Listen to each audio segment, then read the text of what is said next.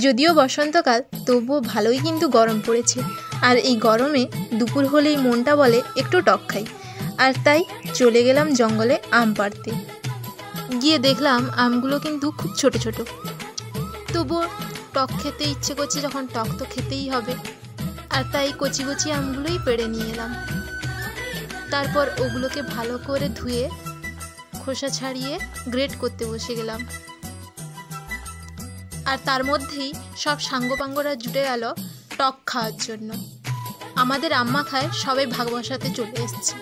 তো দেখতেই পাচ্ছ এখানে গ্রেট করা হয়ে গেছে আম, আর নুন লঙ্কা মাখিয়ে ভালোভাবে কিন্তু আমটা মাখিয়ে নিলাম।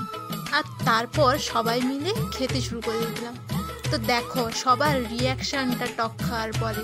এই দেখো, এটা একটা কাকিমা, এটাও কাকিমা, এটাও কাকিমা। এই কাকিমাটার তো জিভ থেকে জল যেন পড়েই যাচ্ছে। তো গ্রীষ্মের দুপুরে এরকম কারা কারা টক খাও সবাই মিলে কমেন্ট করে অবশ্যই জানাও।